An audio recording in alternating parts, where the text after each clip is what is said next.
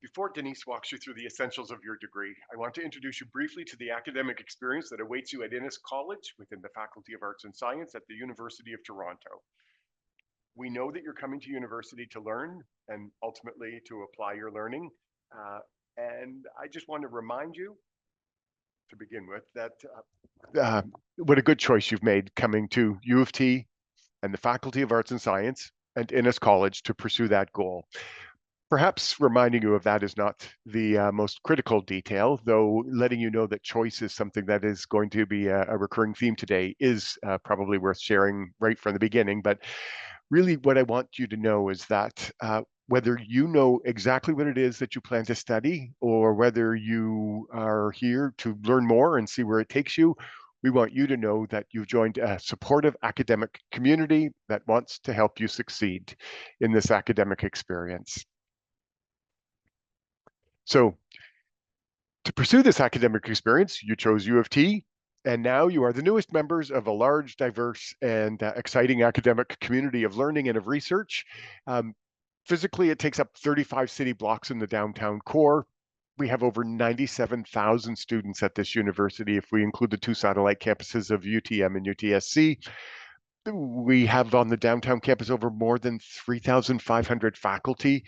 There's 44 libraries at this institution that contain well over a petabyte of information.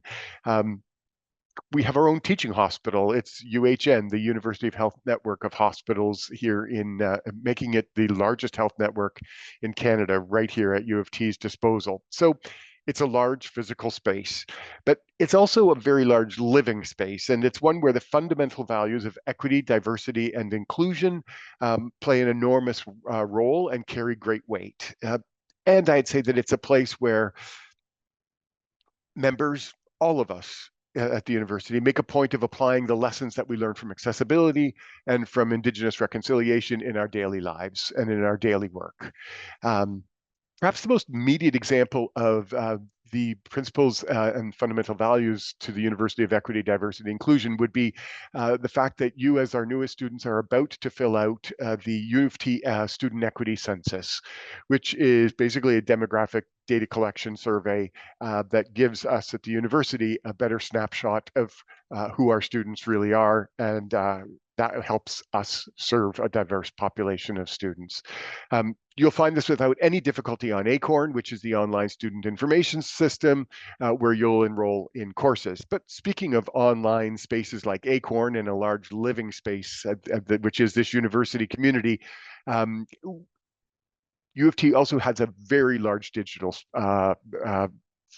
thumbprint. Every student coming in, so each of you will be getting a University of Toronto mail account with 100 gigabytes of inbox. You will also gain access to the online and to the desktop versions of the latest version of Microsoft Office Suite, along with a terabyte of OneDrive file storage. And because we are a large university and need to be conscious of security, we have introduced in this past year some enhanced protections, both to the Microsoft Office Suite and to your access to the system. So you will all be logging in using multi-factor authentication, just so you know. All these physical, living, digital resources are here to help you perform your academic work and enjoy university-related activities. There's a lot, obviously, to recommend U of T. I've just pointed out a few of those things, but you will discover more of them once you're here and in the years ahead. And you'll discover what's uniquely appealing to you. But I think that one of the things that is uniquely appealing is I'm so sorry, I was behind a slide. I should really look at my slides. One of the things that is appealing is that your academic home in the Faculty of Arts and Science. Again, it has the distinction of being the largest faculty at the University of Toronto. It's made up of 29 departments, 7 colleges, 45 interdisciplinary centers, all of which together offer over 4,500 courses a year in 390 academic programs to over 34,000 students.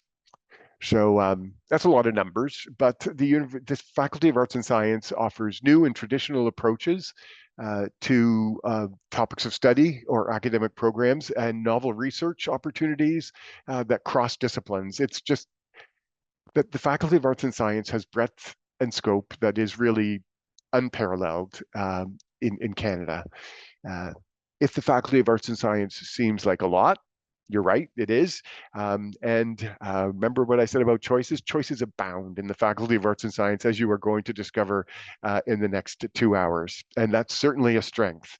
Another strength of this Faculty of Arts and Science is the fact that it has colleges. And in particular, Innis College, which is basically your home within the Faculty of Arts and Science. And it has, as you can see, we have about 2,200 students, and including about 525 new students, making it one of the two smallest colleges in the Faculty of Arts and Science. This is a college that also sponsors 2 of the 390 programs in the Faculty of Arts and Science, Urban Studies and Writing and Rhetoric, and we're also home to the Cinema Studies Institute, which is also an academic program in the Faculty of Arts and Science. So if you're curious about your fellow first-year students and the students here at Innis College, I can tell you that among our new students, a little over half of you are Canadian citizens, about 10% of you are permanent residents, and that leaves about 38% who are here on study permit. Canadians come mostly from Ontario, but from almost every province and territory in Canada this year.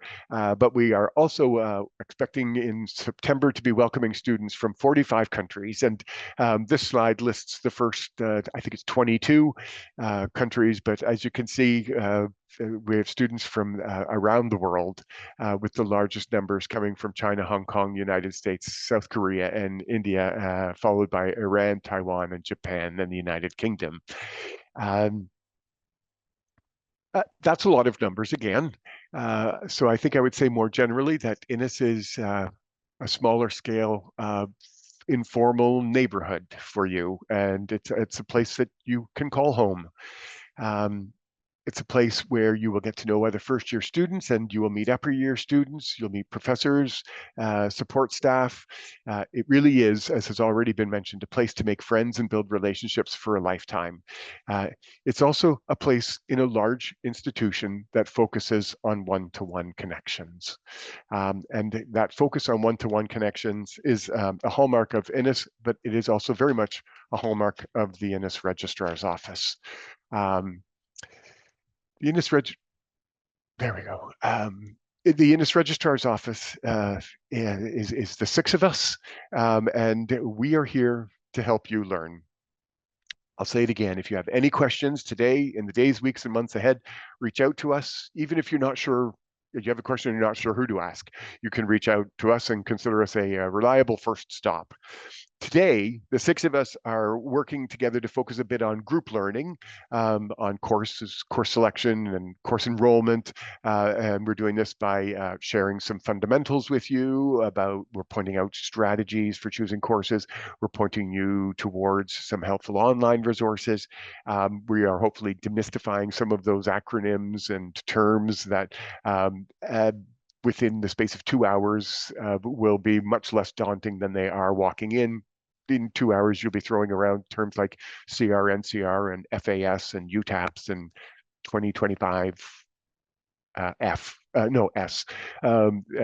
the rest of us.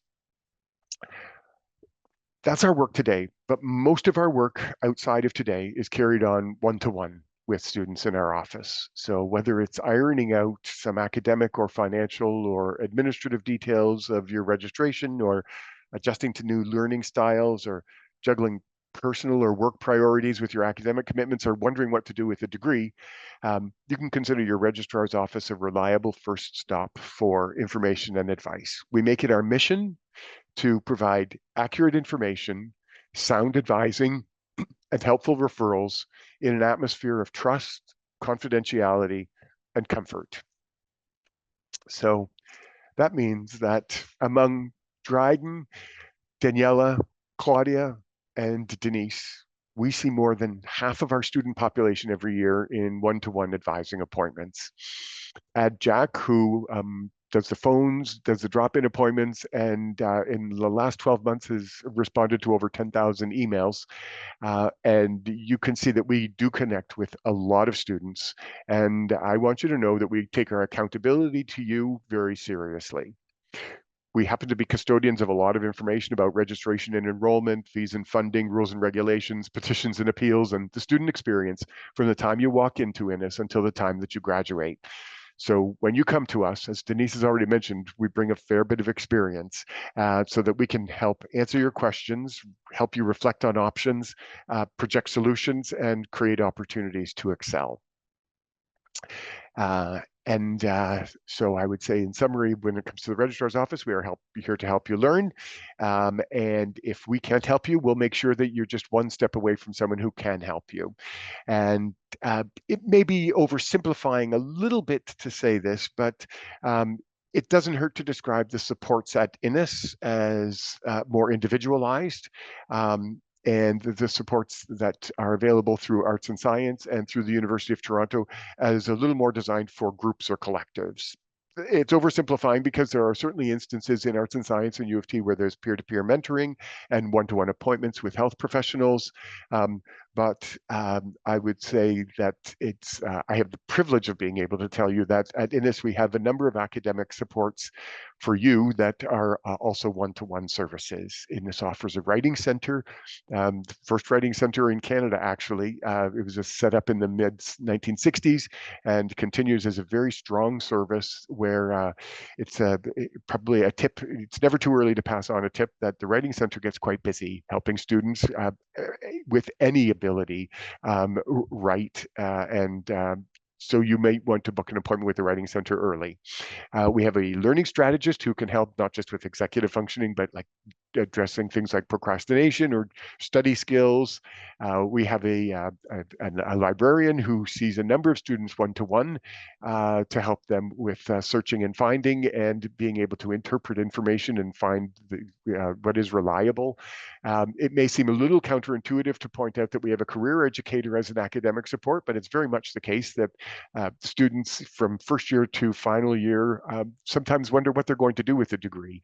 And being able to meet with a career educator to get a sense of what options are available to students can sometimes put them at ease and make it easier to study. And we have an accessibility advisor. Approximately 15% of Canadians now have accessibility issues, and we have a similar percentage at Innis. And we have an accessibility advisor who is able to work on accommodations with those students.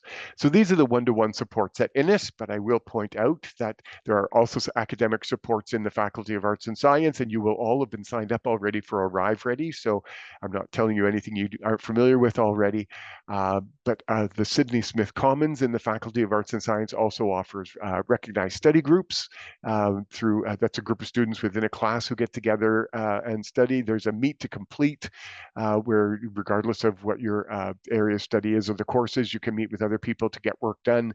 And then in these the 6 boxes, the bottom 3 are online tools that are very helpful for students. And then the University of Toronto, as I mentioned, also has a number of resources, but I just wanted to point out these 2 to you today. U of T has the University of Toronto Telehealth Student Support, which is 24-hour immediate support from anywhere around the world, actually, in 35 languages and offered by chat in simplified Chinese, English, French, and Spanish. There's also ongoing support from TELUS in over 146 languages. And then, as you will see, it's a sort of a little thumbnail on many of the pages of the website of the University of Toronto. You will see Navi, which is a helpful resource finder.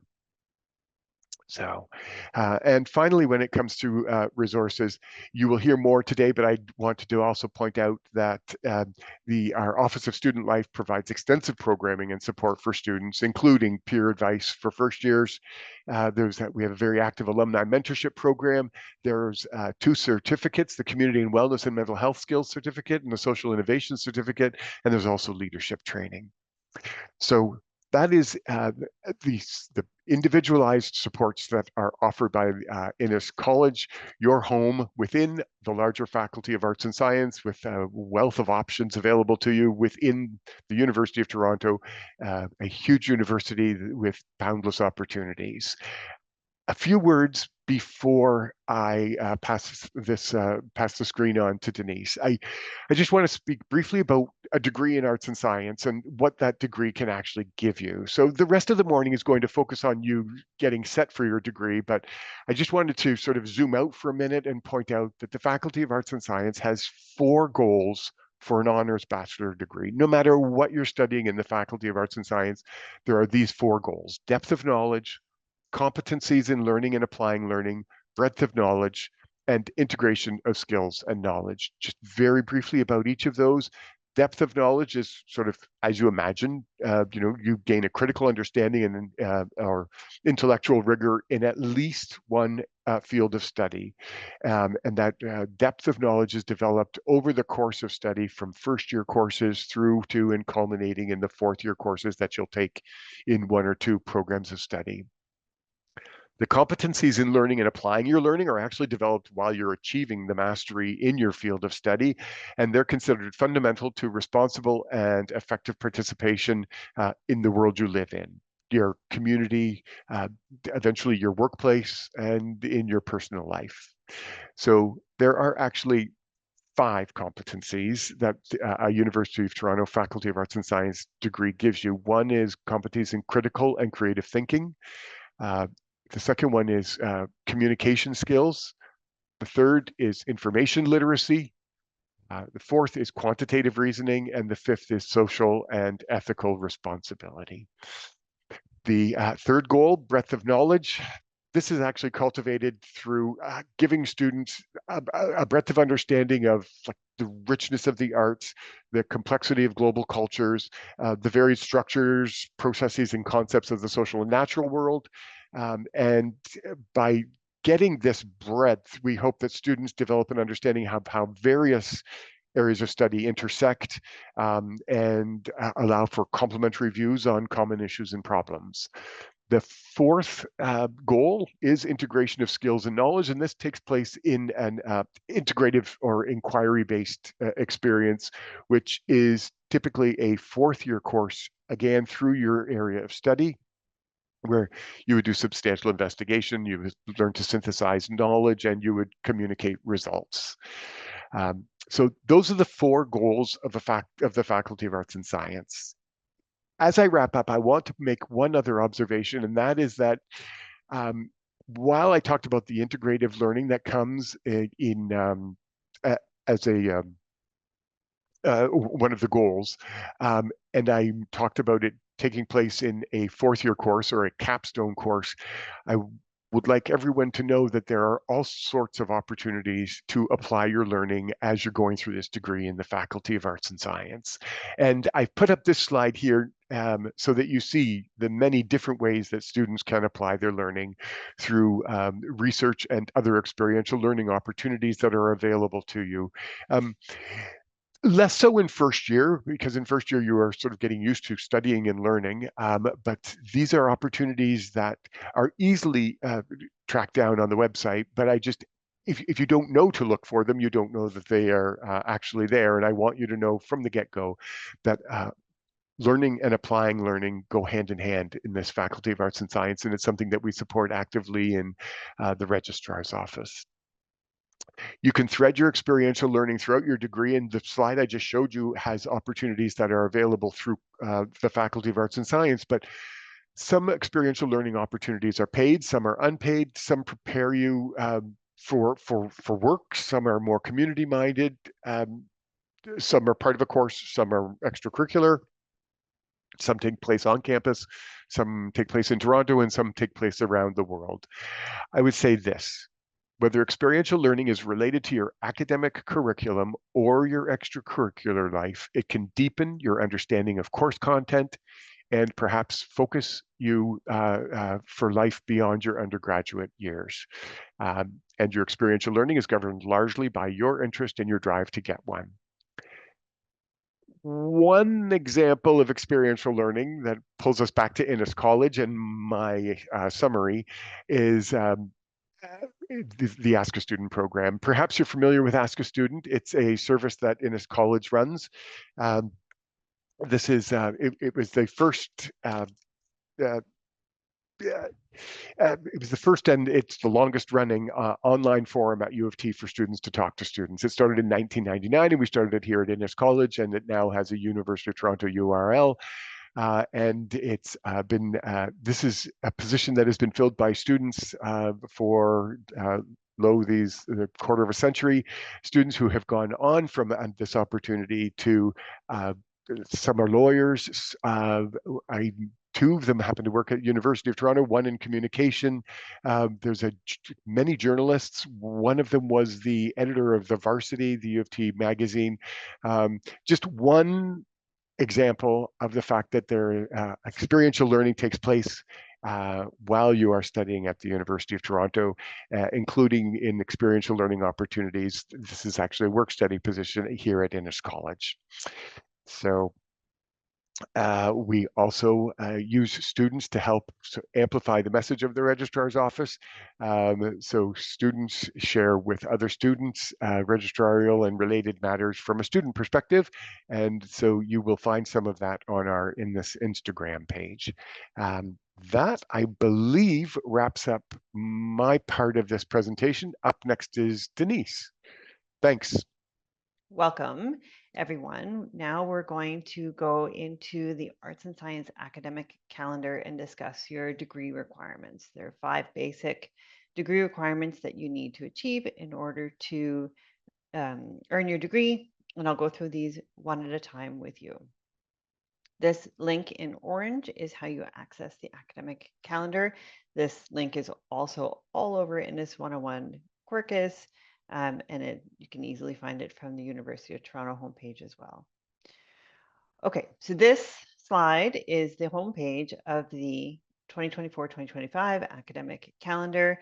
This is a comprehensive guide to all of the degree requirements, program opportunities, course descriptions, your rules and regulations, and rights and responsibilities of being a student.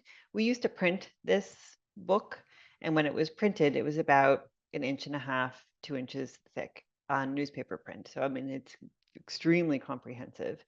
So now it's available online. We've saved lots of trees. For the purposes of this talk, I'm going to focus in the upper left-hand corner on degree requirements.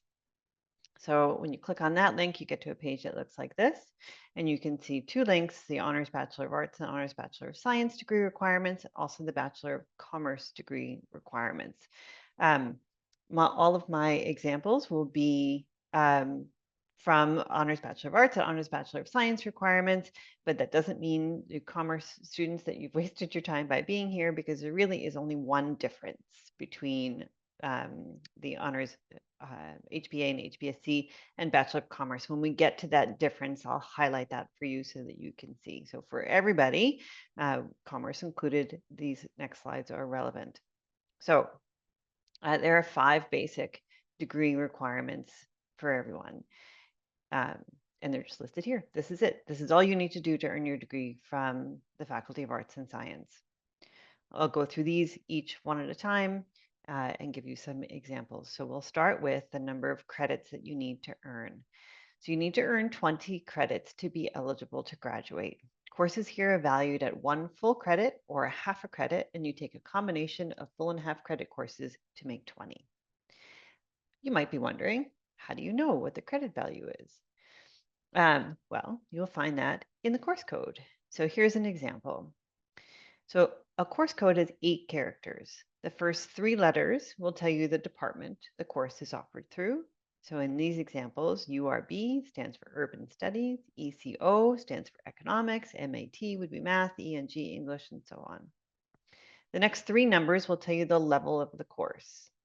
I should say, to interrupt myself, there is a chat feature that you can access. And if you have questions along the way while you're hearing any of us speaking, please put your questions in the chat, because the rest of the my colleagues in the registrar's office will be able to see the chat and respond to those questions. And at the end, we'll have a time where you can unmute yourself if you so choose and ask a question of me, and I can answer that question for you live. Just be aware that everything is recorded today. Okay, so back to my presentation. The next three numbers will tell you the level of the course. We're going to talk about course levels in the next slide. The next letter will be either an H or Y. This is the credit value. If it's an H, it means the course is valued at a half credit. If it's a Y, it means it's valued at a full credit. And you take a combination of full and half credit courses to make 20. The last number 1 just means this course is taught on the St. George campus. There are 3 campuses associated with the University of Toronto. The St. George campus, which is the one to which you belong, University of Toronto Scarborough, and University of Toronto Mississauga. Scarborough and Mississauga also have 8-character course codes, but their courses end in 3 or in 5. So 3 for Scarborough, 5 for Mississauga. So pretty much everything that you find in the Arts and Science calendar will have the number 1 at the end of it. Okay. So for the number of credits that you're taking, you have 20 credits that you need to earn to be eligible to graduate. If you're planning on graduating in 4 years, then you ideally would like to complete your degree in by taking 5 credits per year. You don't have to. You can take a maximum of 6 credits per year, which we do not recommend under any circumstances because that is a ton of work. You can take fewer credits if you wanted to. You could go at the pace in which you feel comfortable. There is no upper limit on how many years that you need to complete your degree in. If you wanted to take 1 credit a year for 20 years, you could totally do that. To be considered full-time is to take 3 credits per academic year. So 3 courses in the fall, 3 courses in the winter, and for a total of 3 credits. 2.5 credits per year is part-time. You can also take a maximum of 2 credits in the summer. So oftentimes we see students who want to lighten their load just a little bit during the fall and winter, and maybe we'll take 4 credits during the fall and winter, and then 1 in the summer, and then they're still completing 5 in that year. Okay. Next, the level of credits. So there are 4 different levels of credits: 100, 200, 300, and 400, and they roughly correspond to your year of study. So 100 level credits, we most often see first-year students taking them. They're the introductory level courses. 300 and 400 level courses are the senior level courses, so courses that you would take towards the end of your undergraduate experience. Out of your 20 credits, you need to ensure that you earn at least 13 credits at the 200 level or higher, with at least 6 of those credits being at the 300 level or higher. So the university does want you to make progress throughout your degree and take harder and higher level courses. You can't take 20 credits worth of 100 level courses and be eligible to graduate. So at least 13 at the 200 level, with at least 6 being at the 300 level or higher. You may be wondering, how do you know the course level? Okay, it's also in the course code, as we saw in the previous example. The 3 numbers rather in the middle of the course code will tell you the level of the course. In most cases, a 200, 300, or 400 level course will have a 100 level course prerequisite, so a course that is required prior preparation, but not in every case. There are some 200 level courses and even a few 300 level courses which have no prerequisites, or you might want to look for something that has the word introductory or something in the title like that. You'll want to be careful about the number of 100 level credits that you take, because again, you need to have 13 at the 200 level or higher. So ideally, you'll take 7 or fewer credits at the 100 level. Just be careful if you are coming in with advanced standing credits through your high school program, whether it's IB or AP or GCE or something like that, because you'll get credits, transfer credits through those programs, but they would all be at the 100 level. So if you earned 3 AP transfer credits, for example, and then took 5 100 level credits in your first year, you'll have a total of 8 credits at the 100 level. That's okay. totally fine, but it just means that you'll have to earn 21 credits in order to be eligible to graduate. Okay, moving along. The next degree requirement is your program or program of study. This is the meat and potatoes of your degree. This is the answer to the question when people ask you, "Oh, you're going to the University of Toronto. What are you going to study?" It's your program. This is your main focus of your course choices here. So we have three different kinds of programs: specialist, major, and minor. And if you're choosing to pursue a specialist, it means that you're specializing. Your main focus of study and the most number of credits out of your 20 credits will be dedicated to that one specialized area. You're really diving deep into that subject matter. If you're choosing to pursue a major, you're taking fewer credits. FCE, by the way, on this slide stands for full credit equivalent, which means either 2 half credit courses or 1 full credit. If you're pursuing a major, you're taking fewer credits in that subject area. But if you are pursuing a major, you have to pair it with a second major or 2 minors, and a minor is always 4 credits. So you can see even that in the specialist, you're taking more credits at the senior level than you would for the major or the minor. You're really diving deep. Okay, so with respect to programs, you have 3 choices for Honors Bachelor of Arts and Honors Bachelor of Science. You have 3 choices.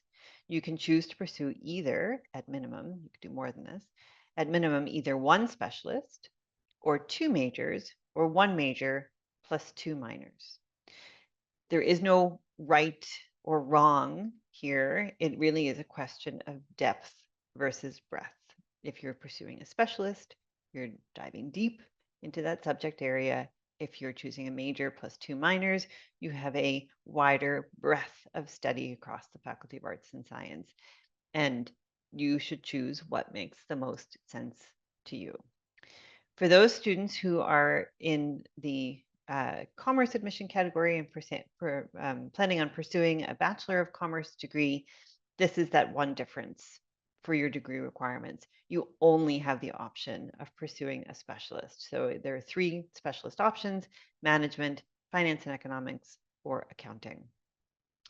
These are the requirements for your program at minimum. You could do more than this. You could choose to pursue up to 3 programs with no more than 2 being a specialist or a major. So if you're doing 3 programs, so more than what the degree is requiring of you, if you're doing 3 programs, at least 1 has to be a minor. So, let's say you were interested in doing a specialist in pathobiology, which requires something like 15 credits, but you also had a keen interest in cinema studies and you wanted to do a minor in cinema studies on top of that. Totally reasonable and very possible. You can choose from across the breadth and scope of the Faculty of Arts and Science. Okay. So back to the academic calendar. Remember I said this is a comprehensive guide that gives you all the information about programs and courses. In this highlighted section here is an A to Z listing of all of the programs that we offer. There's 390 or so programs in arts and science. So if you click on that link, you get to a page that looks like this, and you can scroll down alphabetically and click on more information for any of the programs that interest you. So in this example, I clicked on cinema studies, and you can find there's some an introduction to the program, to the department. There's information about contact people who can give you more information about the programs and about the department. So every undergraduate department has a program administrator who is intimately familiar with the courses and programs, options and opportunities that are available in those programs. And you're welcome to contact them. Myself and my colleagues in the registrar's office, we're generalists. We see students all day long, and each student we see is coming in from a different program. And I have general information about a lot of programs, but not intimate details about them all. So for example, if you were to ask me, I'm interested in the sciences and I can't decide between biochemistry and biological chemistry, please tell me what the difference is. I don't know. They sound the same to me.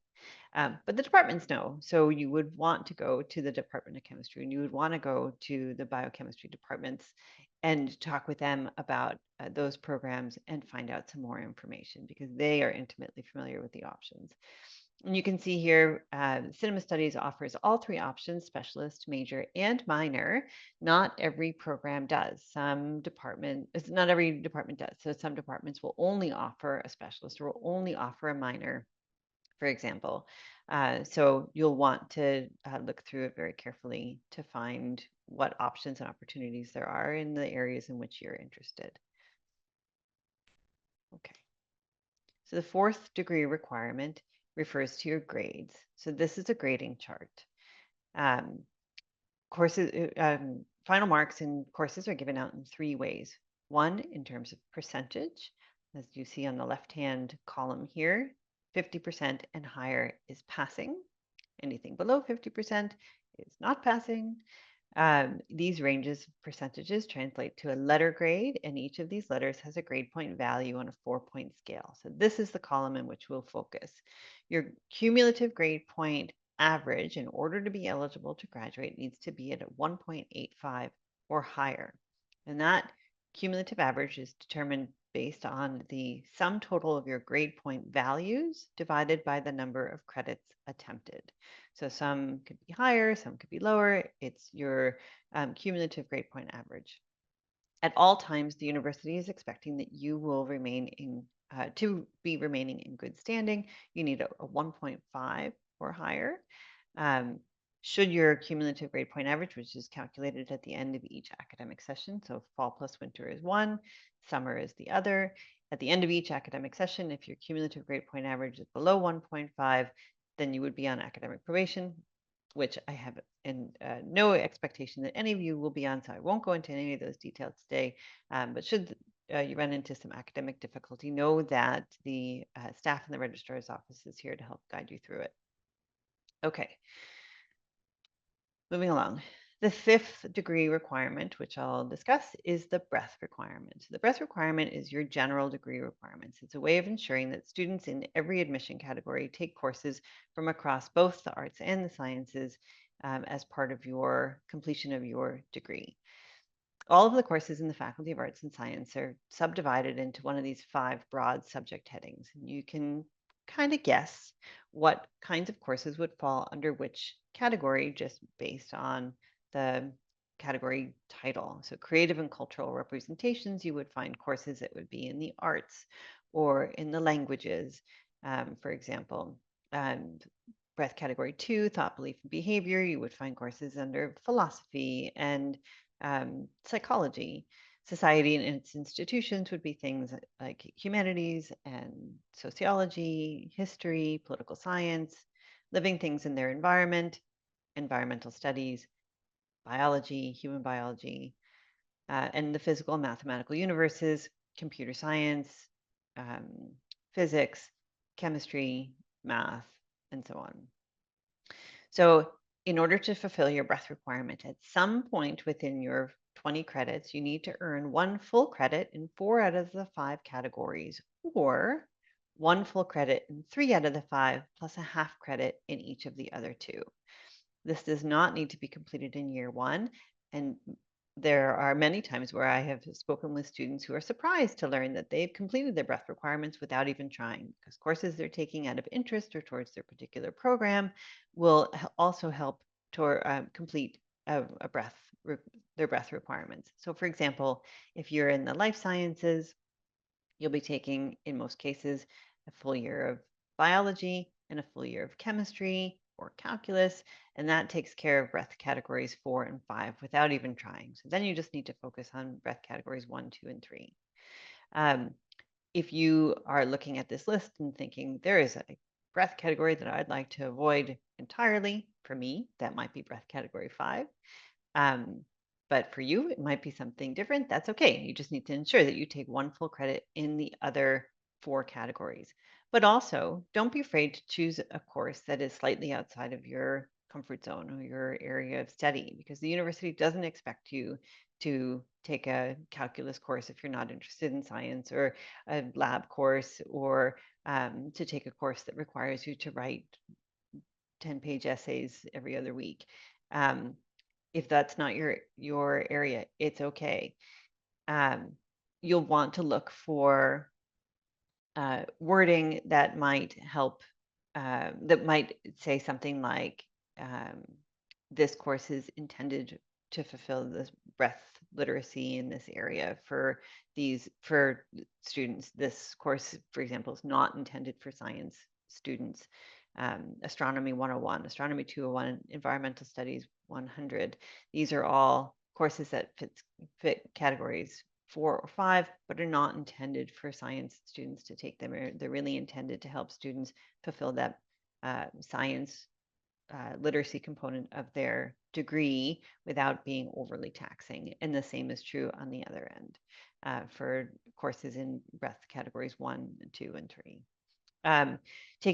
So Principal Kyle mentioned the first year foundation courses, FYFs. Sometimes taking an FYF course might be a good way to complete a breadth requirement. So taking a course in a category that wouldn't naturally fit with your program selection. Taking an FYF course is a great introduction for first year students, and also might be less taxing in that breadth category area. All right, so how do you find out what courses fit under what category?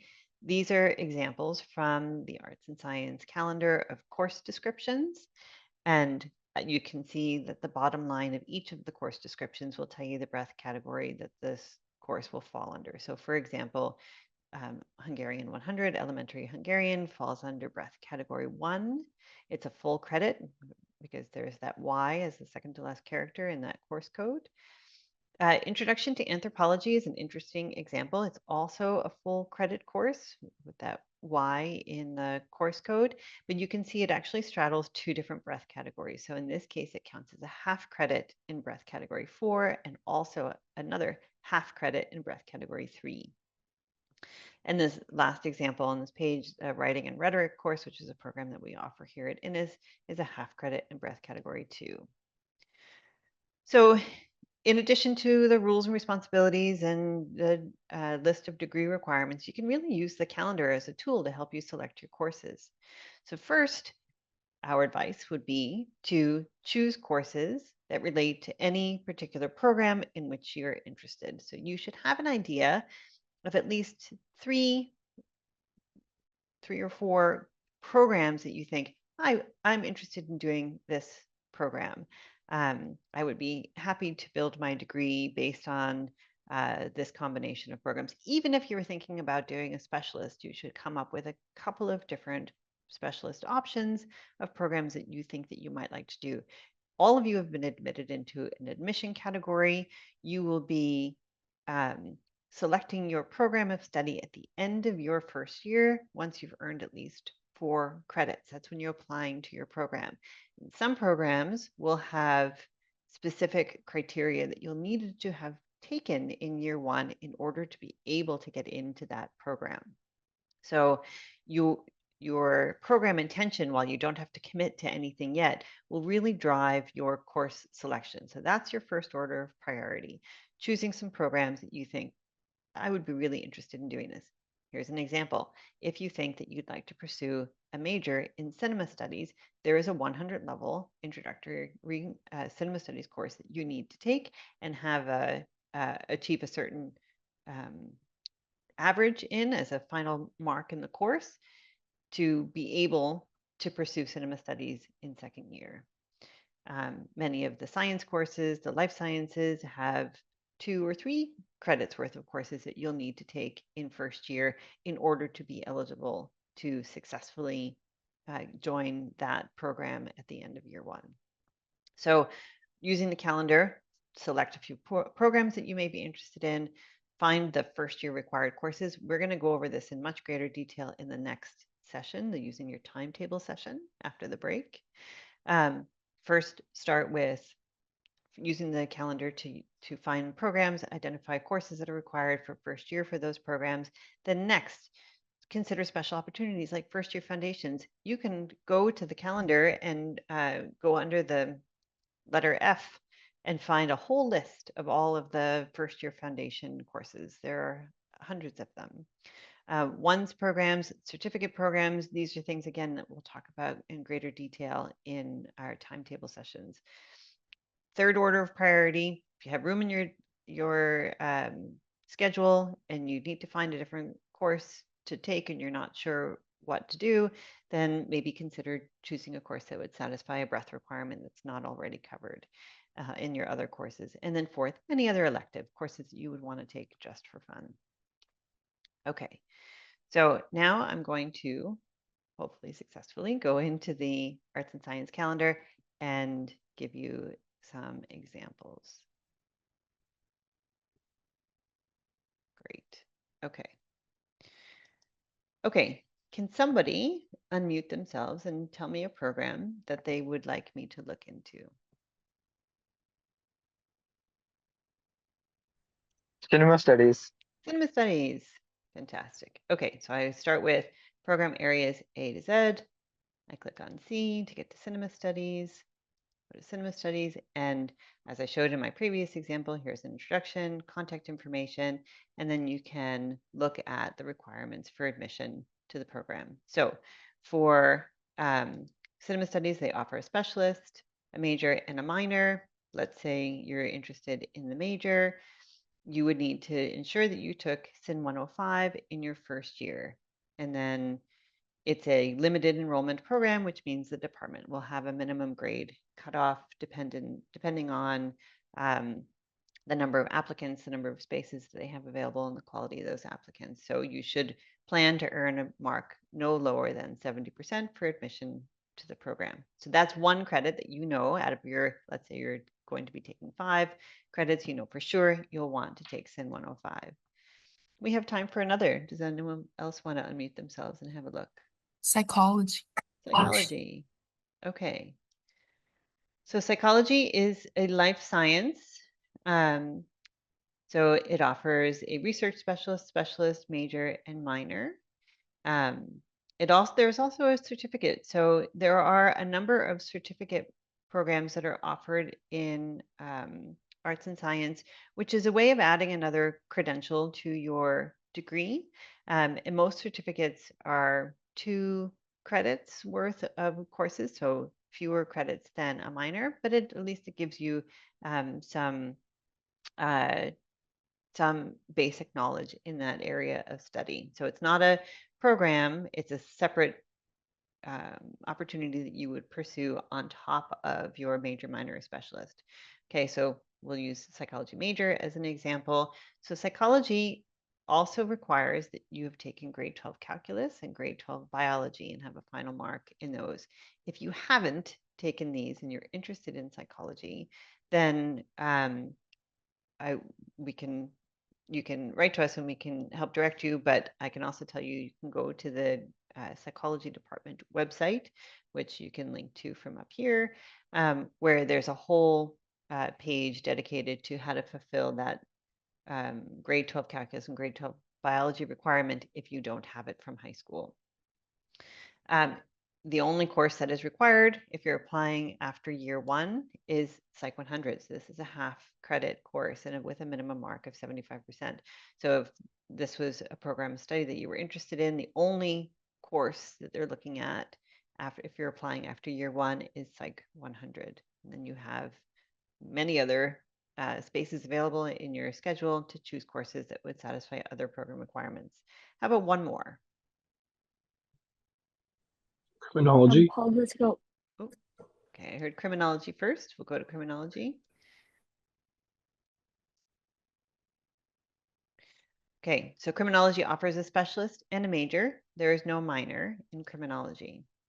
So criminology, there's a bit more flexibility and freedom in your course choices. So out of the 5 credits that you'll be taking your first year, assuming that you're taking 5, all programs require a minimum of at least 4 credits to be completed. So out of your 4 or 5 credits that you take in your first year, you need to ensure that you have 2 credits from courses from these various departments. So can be any combination therein. So economics, history, philosophy, political science, psychology, or sociology. So they would look at 2 credits from among these 4 credits that you're taking in your first year from these areas only. So let's say you've taken some of these, but you also took a course in cinema studies. Your cinema studies mark will have no bearing on your admissibility to criminology. So it's 2 credits based on these 6 different department areas. And then they were looking at a combined average of those courses of at least 70%. But meeting that minimum mark doesn't necessarily guarantee you admission to the program. For students who are interested in criminology or who are interested in programs that have this kind of an admission requirement, I often say take more than 2 credits because they'll take the best combination of what works for their admission criteria. So if you took 3 credits from these areas and 2 went super well and 1 didn't go well, they'll take the 2 best when calculating your admission average. Okay, so I'm going to close this and move on to the next slide. Okay, so to summarize, as I mentioned, choose a few programs in which you may be interested. Use that A to Z program list, which is a good place to start. Prioritize the first year required courses for those programs, and then consider electives. When it comes to first year foundation courses or ONES program courses, we recommend that you choose no more than 1 credit worth of those elective courses because they don't count for program admission. They're purely elective. Rank your chosen courses in order of priority for your course enrollment day. We'll talk a little bit more about this in the next session as well. You're competing for space in courses with all the other students who want them, and some courses are small and some courses are big, but they do fill up. So enroll in your courses in order of your priority. Balance your course load for both terms. So take the same number of courses in your fall term as you do in your winter term. You want to enroll in your full academic year's worth of courses on your course enrollment day, which is July 18th for first year students, July 15th for second year transfer students, and July 10th for third year transfer students. But July 18th, most of you in this call will be first year incoming students. So July 18th is your course enrollment day.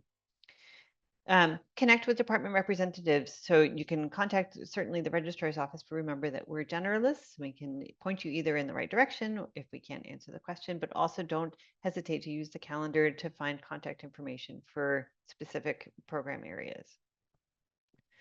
Okay, so we have just a couple of minutes. I'm sure that the slides were, the chat questions were answered, but if anyone wants to unmute themselves and let's stop the share here and ask a question, I'd be happy to answer it.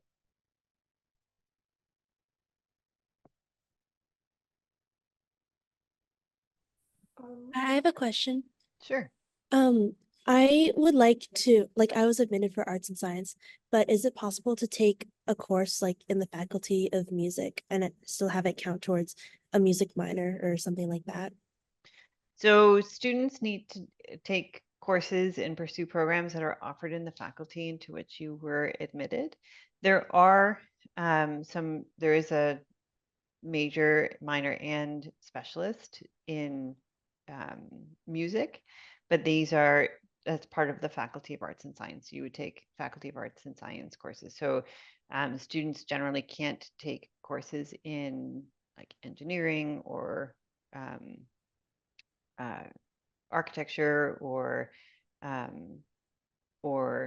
music unless there are courses that are offered through the Faculty of Arts and Science. And those ones, there is some collaboration between the faculties, but if you need to find the course in the Faculty of Arts and Science calendar to be able to take that course.